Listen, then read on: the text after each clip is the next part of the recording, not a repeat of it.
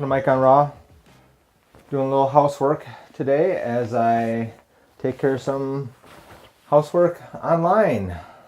Today we're going to talk a little bit about the election. We're not going to talk too much about the actual election because I think we all know what happened there. We're going to talk about voting. I think if you saw my prior video, I talked about wanting to vote for Clifton Roberts. And when it came time to vote, that's who I voted for. I voted for Clifton Roberts. Now, as you know, that meant he was being a write-in candidate. And I live in the state of Minnesota. And in the state of Minnesota, for you to be able to be a write-in candidate, you have to file some paperwork with the state. Basically, naming yourself as wanting to be a write-in candidate, and then you have to give some electors. Now, electors in an election are the people that actually cast the votes. So while you and I go down to the election precinct and we cast our votes there, our votes aren't the actual votes that get counted. Or better, I should better say, they're not the votes that elect anyone. What those votes do is tell the electors who should be winning the election, and then it's the electors that actually cast the vote to win. Wrong one.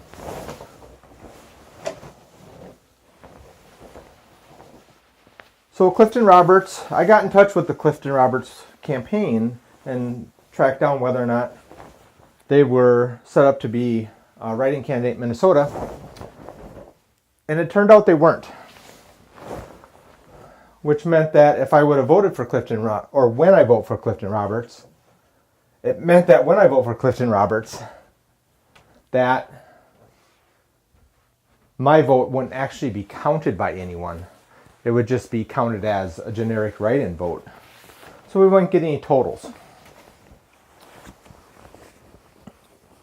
And so what I did was I worked with Clifton Roberts and the Humane Party's campaign to basically get the form to Clifton so he could sign it and send it to the state and get registered. And of course, they had to do it twice because the first time he sent it, they said they never got it. So then he had to send it again, which was very irritating. But that was great. So election day came. I cast my vote. I bubbled the write-in option and wrote in Clifton Roberts. And I thought, great, my vote was counted. My vote will be counted. Everything will be perfect.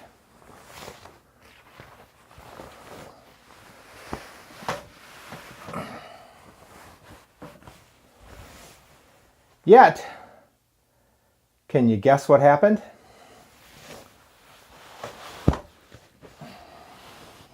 Well, the election got done. And then shortly after the election in Minnesota, excuse me, in Minnesota they have what's called the canvassing board. And the canvassing board aggregates all the data from all the precincts and all the counties, and they put the data together in a report, and they publish that report. So recently, I had a chance to look at that report. Because that report has broken down by county the number of votes, and even down by county how many votes were for each person, including those on the ballot and the write-in candidates that had filed the paperwork to get their votes counted. And so I was very curious to go through the report and find out how many votes that Clifton Roberts got.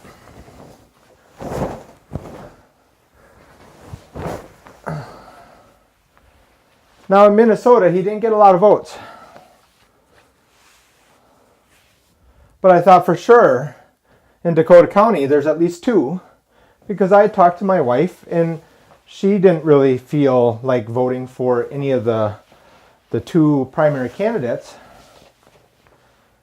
And so she thought that it would be a good idea to vote for Clifton Roberts as well. So I thought for sure there'll be at least 2 in Dakota County.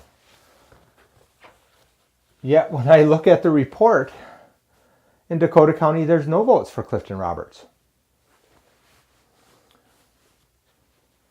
And I'm like, how is that possible? I know for sure I voted for Clifton Roberts. My wife told me she did, but I don't know that for sure. So at least there should be 1, and there's not. And I was like, this is weird. Could it be that our votes don't really count?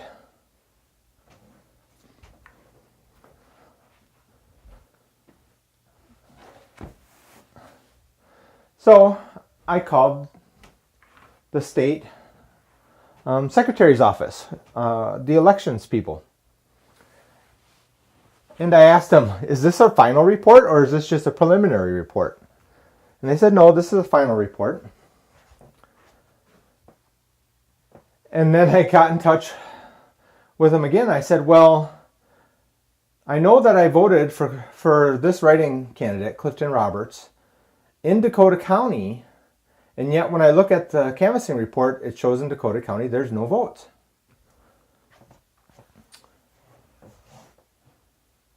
And believe it or not, they were actually concerned. And they said, well, this is something that gets reported to us by the county, so you should call the county and see if they have an explanation why that's the case. So I called the county. And that took a little bit of wiggling around, and I got a hold of the county people that handled the elections. And they were kind of concerned as well that I said that I voted for this write-in candidate and it didn't get counted. And it took them a little while to verify that that write-in candidate even should have been counted, because what apparently happens is that the state collects this data on write-in candidates that get counted, and then it's the state that sends this information to the county, and so the county gets this list, and then they disseminate that list out to the precincts. Because it's the actual precincts that do the counting, the county does the reporting.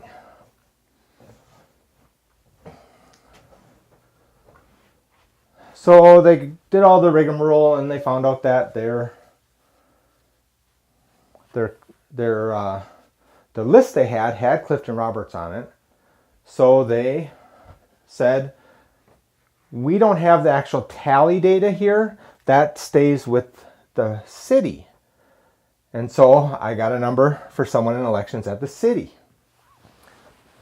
And of course, when I called them, they weren't available at the moment. So I left a message. And then a nice lady called me back from the elections office at the city.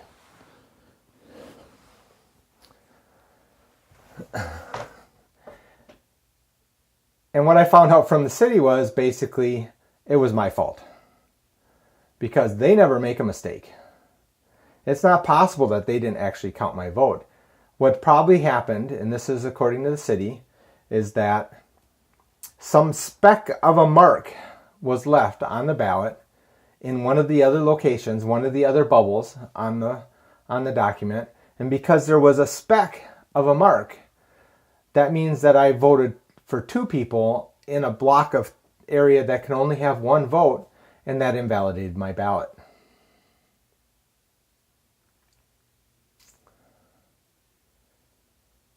Now I'm like 99.999% sure there's no other mark on my ballot.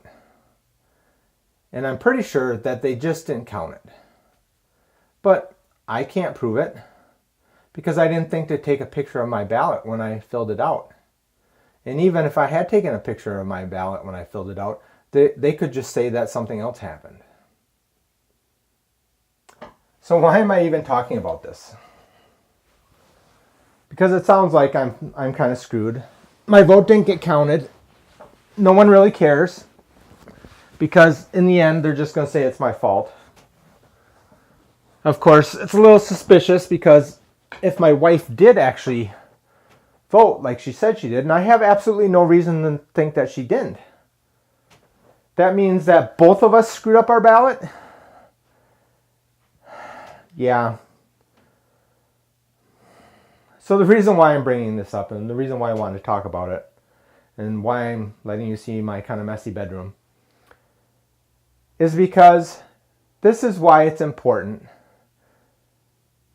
that if we have politicians that we want to support in the vegan movement, that we make sure those politicians have their names on the actual ballots. Because when their name's on the actual ballot, it goes through a more automatic process and it's less likely to have human intervention, making mistakes and getting in the way.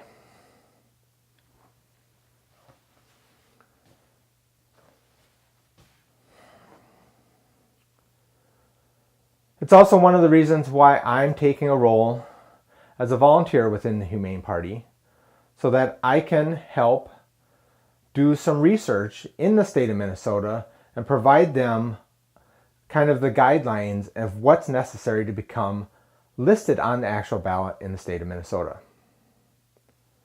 So over the next few months, I'm going to be doing research into getting a candidate on the ballot in the state of Minnesota.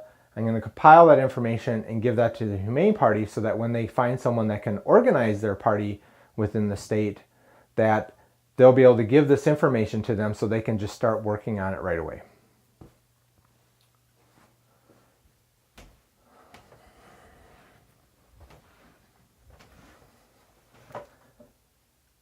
It's so interesting that this type of problem happens, and it may have been happening all along and I've never noticed that my vote wasn't getting counted.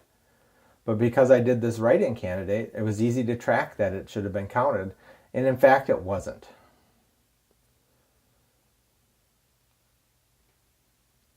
That's all I can say. I don't know anything more about that. Was it? I can't even figure, I can't even try to come up with an explanation for why the vote wasn't counted.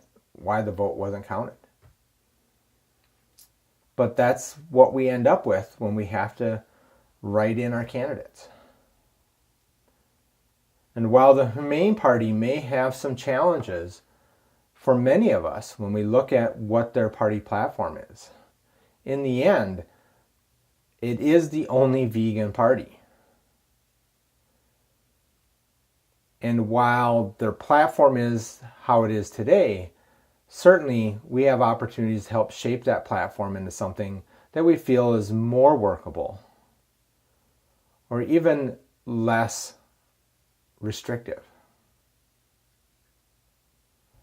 That doesn't mean that we will change the Humane Party, but at least this is a party that's 80 to 90% there compared to looking at the Green Party or the Libertarian Party or the Democratic Party or the Republican Party.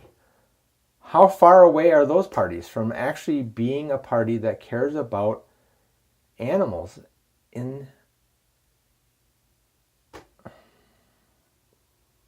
How far are those parties away from a party that really cares about the animals and is willing to take active roles?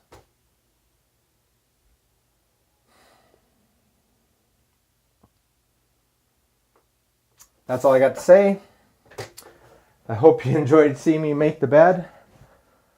Got to do my hospital corners here for the wife because she likes it to be nice and tight.